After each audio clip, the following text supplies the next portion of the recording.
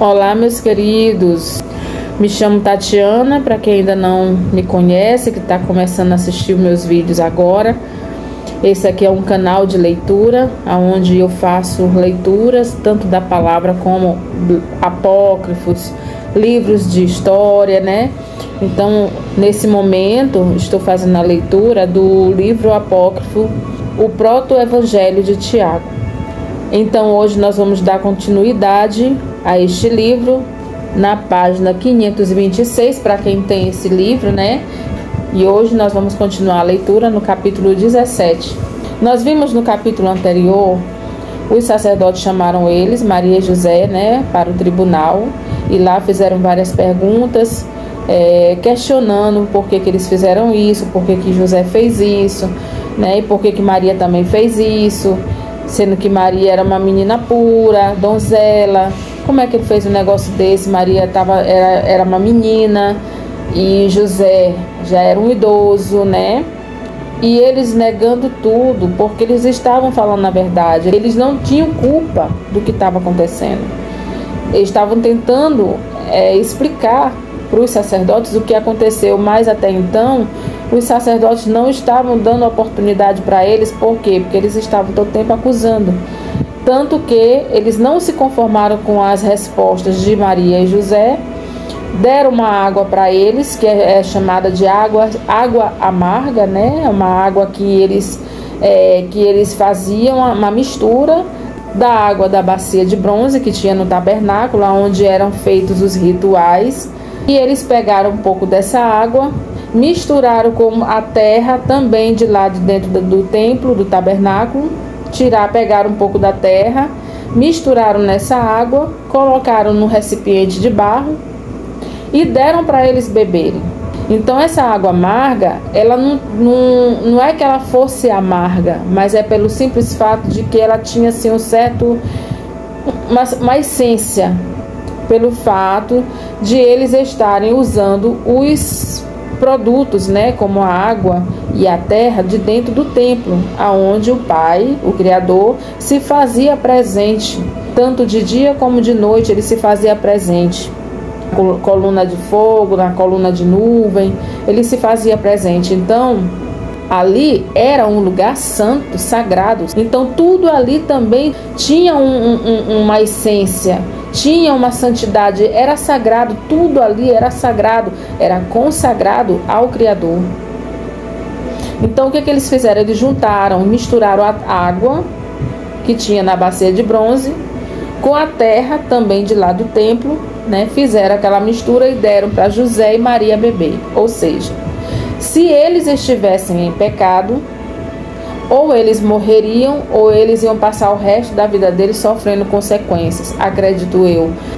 Então, o que aconteceu? Eles tomaram essa água, foram levados para a montanha, né? Em outras pesquisas eu vi que eles falam em deserto, né? Foram levados para a montanha. Aqui no livro fala montanha. E eles simplesmente tomaram e voltaram, sãos e salvos, não aconteceu nada com eles. E aí o sacerdote se convenceu de que eles estavam falando a verdade e liberou José e Maria para voltar para sua casa. E José foi tão alegre, cantando, louvando a Yahweh por tudo. Então, essa foi a história do capítulo anterior. Então, agora nós vamos continuar a leitura no capítulo 17, tá bom? Vamos lá. E veio uma ordem do imperador Augusto para que se fizesse o censo de todos os habitantes de Belém da Judéia. E disse José: a meus filhos posso recensear, mas o que farei desta donzela? Como vou incluí-la no censo? Por que ele está falando isso? Porque Maria, ela estava ali somente sob a custódia dele. Ela não era mulher, mãe dos filhos dele, não. Ela estava ali sendo protegida por ele. Ele está se questionando aqui. Olha o que ele vai falar. A meus filhos posso recensear, mas o que farei desta donzela? Aí ele diz assim, ó: como vou incluí-la no censo? Como minha esposa? Envergonho-me. Olha o que ele está dizendo. Como minha esposa? Envergonho-me. Por quê? Porque ela não era mulher dele, mulher de ter relação. Ela era esposa no sentido de protegida. Ela era uma protegida dele. Ela saiu do templo para as mãos dele para ser protegida, porque ela não poderia continuar no templo devido à idade dela e a puberdade está se aproximando. Ela não poderia ficar, porque o lugar é santo, é sagrado, né? Então, ele diz isso: como minha esposa, envergonho-me, porque ela não é minha esposa. Olha o que ele está dizendo: ela não é minha mulher, envergonho-me. Aí ele continua: como minha filha. Aí ele diz assim: mas já sabem todos os filhos de Israel que não é. Viu? Como minha filha, ou seja, quem está levando para fazer o censo são os pais de família, levando suas famílias para fazer um censo. E ele faz o questionamento aqui: o que eu faço com a donzela? Digo que é minha esposa? Envergonho-me, porque não é. A esposa no sentido mulher, mulher mesmo. Como filha? Não, porque todo mundo sabe que ela não é filha dele. Ou seja, ele ia mentir. Todo mundo ali sabe. Olha o que ele diz: este é o dia de Yahvé, que se faça a sua vontade. Eu creio que por ele ter dito isso, era um dia de sábado, aonde está nos mandamentos, né? O quarto mandamento, guardar o sábado. E eles guardavam, eles comemoravam, né? Eles se separavam. O sábado era o 7º dia da semana, aonde não poderia fazer nada, nem ele, nem seus animais, nem os estrangeiros que adentram as suas portas, não podia fazer nada. Por quê? Porque aquele dia é um dia sagrado, ninguém podia fazer nada. E aqui ele diz: este é o dia de Yahvé, que se faça a sua vontade. Eu estou tirando a minha conclusão, tá?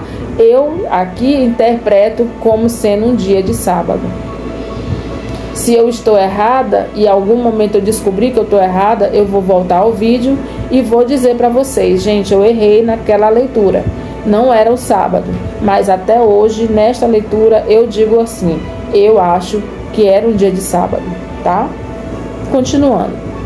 E selando sua asna, fez com que Maria se acomodasse sobre ela, enquanto um de seus filhos ia à frente, puxando o animal pelo cabresto.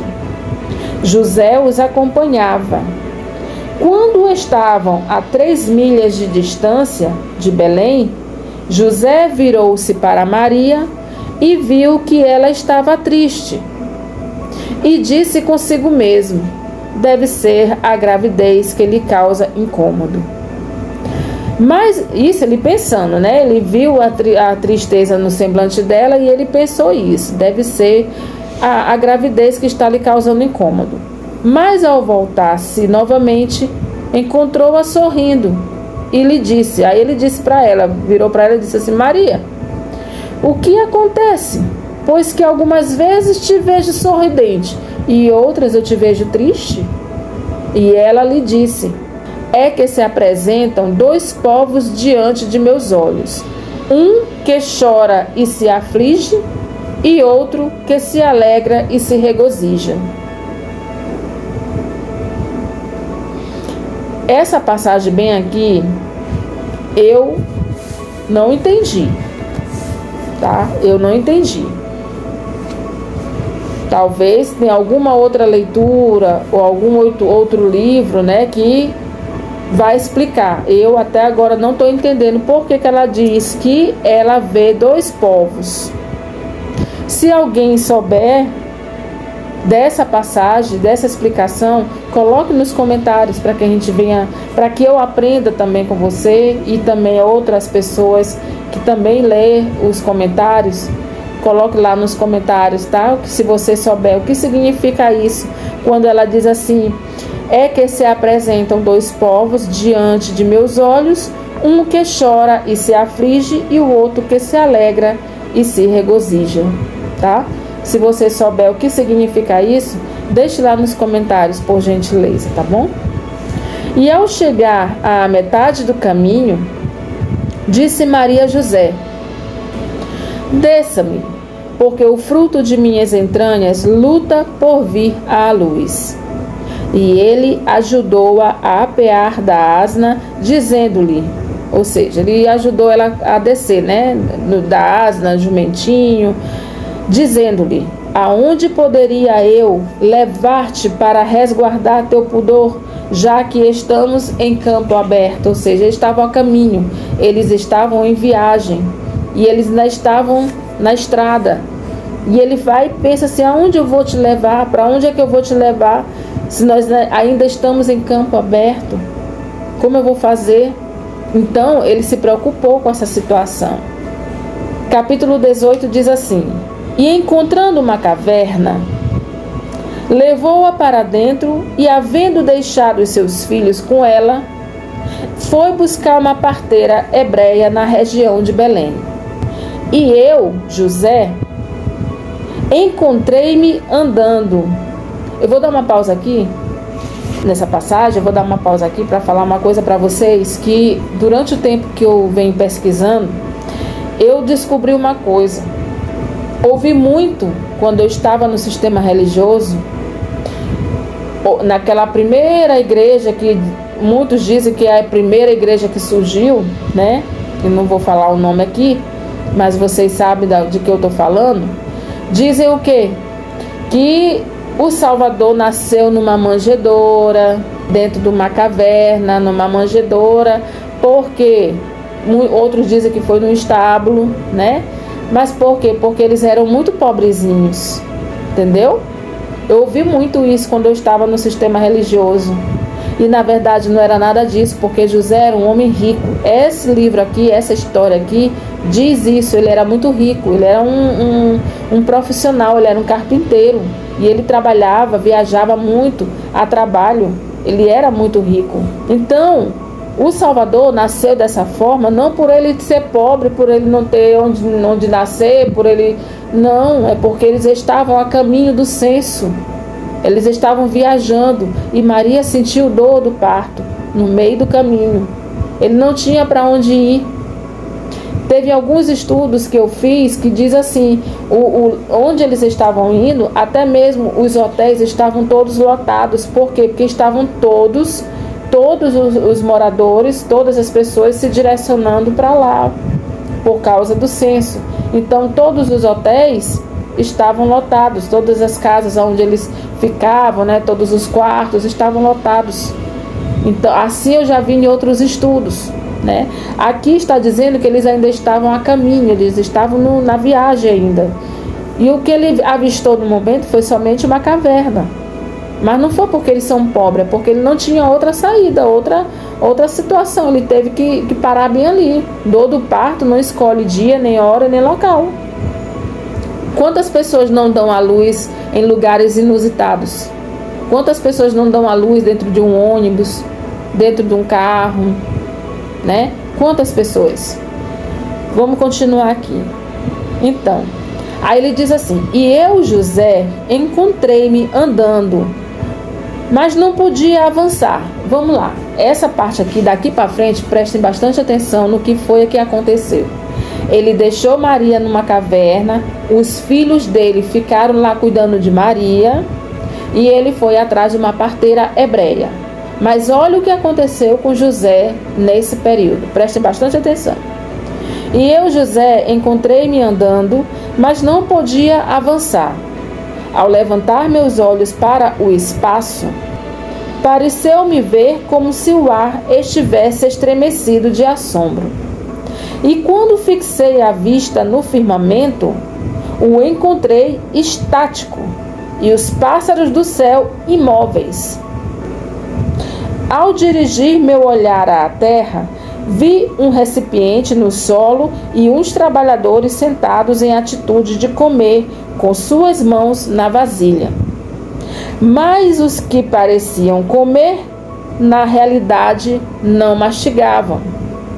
E os que estavam em atitude de pegar a comida, tampouco a tiravam do prato. E finalmente os que pareciam levar os manjares à boca, não o faziam. Ao contrário, tinham seus rostos voltados para cima. Também havia umas ovelhas que estavam sendo tangidas, mas não davam um passo. Ao contrário, estavam paradas. E o pastor levantou sua destra para bater-lhes com o cajado, mas parou sua mão no ar. E ao dirigir meu olhar à corrente do rio, vi como os cabritinhos punham nela seus focinhos, mas não bebiam.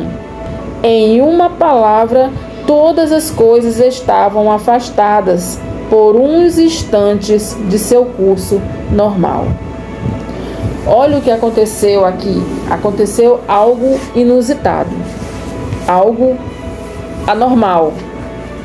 Aconteceu uma coisa que José nunca tinha visto e que nenhum de nós, né? Tem uma história na Bíblia que já fala que aconteceu, que foi quando Josué orou e o sol parou.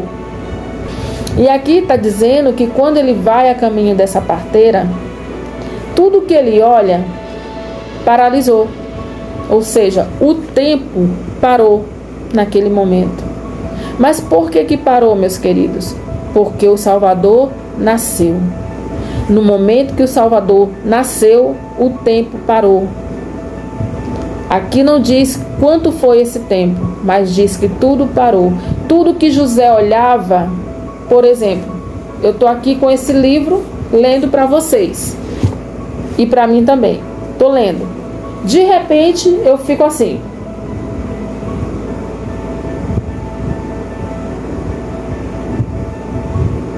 Eu parei. E assim José olhava todos paralisados, tudo, animal, o rio não se mexia, o céu, o firmamento ficou parado, as aves paradas, tudo parado. Ou seja, foi um nascimento divino. Algo aconteceu que parou o tempo. E o que foi que aconteceu? O nascimento do Salvador. Aí você me pergunta assim, mas José não foi buscar a parteira? Sim, ele foi buscar a parteira, mas não deu tempo dela chegar. Entendeu? Porque não era assim que o pai queria. Ele queria que o filho dele nascesse normalmente, sem precisar de ninguém. E nasceu. Quando a parteira chega, ele já tinha nascido. Vamos ver essa história. Vamos acompanhar, continuar acompanhando aqui, tá?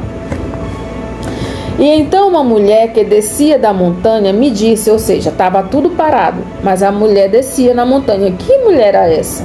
Só uma mulher que se mexia. Aí ela vem e diz assim para ele, aonde vais? Ao que respondi, José dizendo, ao que respondi, ando procurando uma parteira hebreia. Ela replicou, mas és de Israel? E ele respondeu, sim.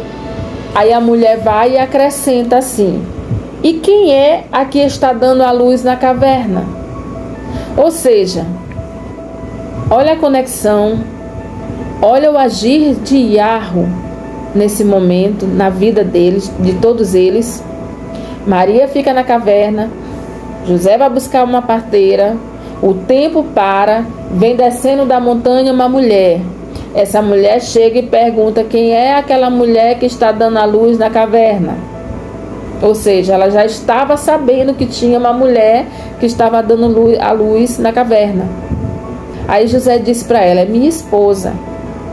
Ao que ela replicou, preste atenção agora, então não é tua mulher? Viu? Ele diz assim, ela é minha esposa. Aí a parteira pergunta, então não é tua mulher? Gente, aqui está deixando bem claro que ser esposa e ser mulher tem há um desencontro de significado. Ser esposa e ser mulher. A Bíblia fala Maria, esposa de José. A Bíblia cita assim, Maria, esposa de José. E o que eu disse para vocês desde o começo dessa leitura? Que José se tornou marido de Maria, mas não marido como a gente hoje conhece, marido-mulher, mas um marido no sentido de tutor, de protetor. Maria era uma menina jovenzinha, 12 anos, 13 anos, 12 anos foi tirada do templo para as mãos de José, escolhido por Yahweh, né? Então aqui está deixando bem claro quando ela pergunta o que ela é para ele, ele diz, é minha esposa. Ele poderia responder assim para ela: é uma menina que eu peguei do templo para cuidar, para proteger. Ele poderia ter respondido isso para ela, que é o mesmo dele ter dito: é minha esposa. Entende? Aí ela vai e diz assim: então não é tua mulher? Tá deixando bem claro isso, tá? Tá deixando bem claro. Por quê? Porque ela viu que ela estava dando a luz. Aí ele responde para ela: é Maria, a que se criou no templo de Iarro. E ainda que me tivesse sido dada por mulher, não o é, pois que concebeu por virtude do Espírito Santo. E interrogou-lhe a parteira. Essa mulher era a parteira, viu? Tudo conforme o Pai providencia. Essa mulher, tudo parado, tempo parado, só ela que se move, só ela que se mexe, só ela que desceu da montanha e já vem sabendo que tem uma mulher dando luz lá dentro da caverna. Então ali houve uma ligação, uma conexão. O Pai tocou nela: olha, vai lá, minha filha tá lá tendo uma criança que é o meu filho, entendeu? Tipo assim, uma conexão espiritual, sabe? Continuando. E interrogou-lhe a parteira: isto é verdade? José respondeu: vem e verás. Então a parteira se pôs a caminho junto com ele. Ao chegar à gruta, pararam, e eis que esta estava sombreada por uma nuvem luminosa. A caverna, a gruta onde Maria estava coberta com uma nuvem totalmente luminosa. Vocês lembram que na Bíblia fala que os magos também viram, né, uma estrela, um astro que levou eles até esse lugar, porque nasceu o Rei dos Reis. E a mesma coisa aconteceu aqui em relação à parteira e José. Quando chegaram lá na caverna, estava lá, coberta por uma nuvem luminosa. Ou seja, o Criador, o Pai, sinalizando que ali estava o seu filho. E exclamou a parteira: minha alma foi engrandecida, porque meus olhos viram coisas incríveis, pois que nasceu a salvação de Israel. De repente, a nuvem começou a sair da gruta e dentro brilhou uma luz tão grande que nossos olhos não podiam resistir. Esta, por um momento, começou a diminuir tanto que deu para ver o menino que estava tomando o peito de sua mãe. Enquanto José foi buscar a parteira, Maria deu à luz sozinha na gruta. Sozinha assim, né? Os filhos estavam tomando conta dela, os filhos de José. Eu penso assim, que naquele momento eles não ficaram dentro. Por quê? Porque ela foi dar a luz lá dentro da caverna, eles ficaram do lado de fora. Eu penso assim, né? A gente não viu, não leu isso aqui. Eu estou só tirando as minhas conclusões. Por quê? Porque como ela ia dar a luz, eles não poderiam lá ficar olhando, né? E ela ficou lá sozinha e ela deu a luz, né?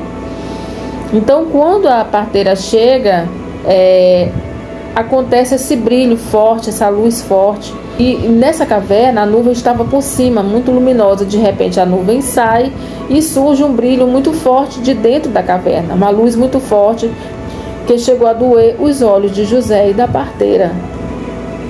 E aí essa luz começou a diminuir, ao ponto de que deu para eles verem o menino mamando, né? Continuando. A parteira então deu um grito dizendo: grande é para mim o dia de hoje, já que pude ver com meus próprios olhos um novo milagre. E ao sair a parteira da gruta, veio ao seu encontro Salomé. Salomé, Salomé, exclamou, tenho de te contar uma maravilha nunca vista. E é que uma virgem deu à luz, coisa que, como sabes, não permite a natureza humana. Mas Salomé replicou: por Iarro, meu Criador, não acreditarei em tal coisa, se não me for dado tocar com os dedos e examinar sua natureza. Ou seja, Salomé não acreditou, né? nessa maravilha que a parteira falou. Ela não acreditou. E ela disse que ela precisaria tocar na natureza de Maria para saber se era verdade. E vamos lá, vamos ver o que acontece. E havendo entrado a parteira, disse a Maria: prepara-te, porque há entre nós uma grande querela em relação a ti. Salomé, pois, introduziu seu dedo em sua natureza, mas de repente deu um grito dizendo: ai de mim, minha maldade e minha incredulidade é que tem a culpa. Por tentar aiar o vivo, desprende-se de meu corpo minha mão carbonizada. Viu? Ela foi tentar o Pai, ela tentou o Criador. Por ela não acreditar, ela foi lá e colocou a mão dela nas partes de Maria, para saber se realmente Maria estava mesmo, tinha acabado de dar a luz. Ou seja, se ela deu a luz, provavelmente ela estava sangrando por causa do parto.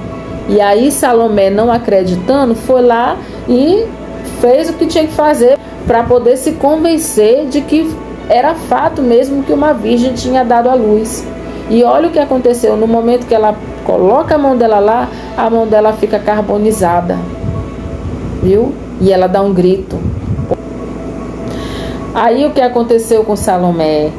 Ela dobrou os joelhos diante de Iarro, dizendo: ó Iarro de nossos pais, lembra-te de mim, porque sou descendente de Abraão, Isaque e Jacó. Não faças de mim um exemplo para os filhos de Israel. Devolve-me curada, porém, aos pobres, pois que tu sabes, Iarro, que em teu nome exercia minhas curas, recebendo de ti o meu salário. Olha o que ela está dizendo aqui. Recebendo de ti o meu salário. Não era dos homens, não era dos pobres, não era de qualquer pessoa, como hoje a gente vê aí, né? Os cães gulosos recebendo dinheiro, né? Pedindo dinheiro em prol da palavra, né? Usando a palavra do Criador, usando a fé das pessoas, a confiança das pessoas, pedindo dinheiro. Aqui ela está dizendo que ela cuida dos pobres, né? E em troca ela recebe do Pai. Entendeu? Continuando. E apareceu um anjo do céu dizendo-lhe: Salomé, Salomé, Iarro escutou-te. Aproxima tua mão do menino, toma-o, e haverá para ti alegria e prazer. E acercou-se Salomé e o tomou, dizendo: adorar-te-ei, porque nasceste para ser o grande rei de Israel. Então, de repente, Salomé sentiu-se curada e saiu em paz da gruta. Nisso, ouviu uma voz que dizia: Salomé, Salomé, não contes as maravilhas que viste até estar o menino em Jerusalém. Tá? Bom, meus queridos, o vídeo está um pouquinho comprido hoje, mas eu não poderia deixar de ler esses capítulos, né? Que nós lemos hoje foi o 17, 18, 19 e 20. Porque se eu fosse ler 2 hoje, 2 amanhã, a gente ia perder o foco. E aí eu resolvi ler esses 4 capítulos, né? Mas não foi assim tão estirado também, né? Mas dá pra gente entender como é que foi esse parto, como é que foi que aconteceu, quem foi que fez o parto, né? Como José ficou. Então, vejam como a história é linda, né? E mais uma vez eu digo para vocês, até então eu tô acreditando aqui nessa história, tá? Para mim não tô vendo nada de anormal. Para mim eu tô vendo que faz sentido conforme a leitura bíblica, tá bom? E mais uma vez eu repito, Maria teve o Salvador numa gruta, numa caverna, não por ser pobre, tá? Não era pobre, eles não eram pobres, José não era pobre. Ah, porque nasceu numa manjedoura, era pobrezinho, não. Não. Quem nasceu ali foi o Rei dos Reis, o Filho do Todo-Poderoso, Criador de todas as coisas, Iarro, esse é o nome, Iarro. tá? Porque Yahweh é o Pai, e ali nasceu o filho dele, Yahushua, o Salvador, não só de Israel, mas de todo o mundo. Mas para aquele que crê, como a própria palavra ensina, né? Aquele que crê no seu nome será salvo. Aquele que clamar pelo seu nome será salvo. Tá bom? Então, que possamos meditar nessas passagens desse livro, pensar, analisar como foi bonito, né? Como foi bonito o nascimento de Yahushua. Tudo parou. Imagine a gente estar no lugar, acontecer algo inusitado e tudo parar. Só a gente ficar podendo ver tudo parado. Aconteceu com José. Tá? Eu acredito que ali tudo parou para quê? Para que viesse a pessoa certa para fazer o parto, que era a parteira hebreia, né? Mas só que veio somente ela, mas Maria já tinha dado à luz. Porque assim como Maria recebia alimento de um anjo dentro do templo, provavelmente ela teve essa criança com a ajuda de um anjo. Eu penso assim, sabe? Com a ajuda de um anjo, com a ajuda do próprio Criador. Então que todos nós possamos ter um dia abençoado, né? Espero que vocês estejam gostando dessa leitura. Espero que estejam entendendo. Não esqueçam de deixar no comentário a pergunta que eu fiz a vocês, quando ela diz que ela vê dois povos, um alegre, se regozijando, e o outro triste, com aflição. Se vocês souberem o que significa, vocês colocam lá nos comentários, tá bom? Uma boa noite para todos, fiquem na benevolência de Yahweh e na suficiência de Yahushua. Aguardo vocês no próximo vídeo.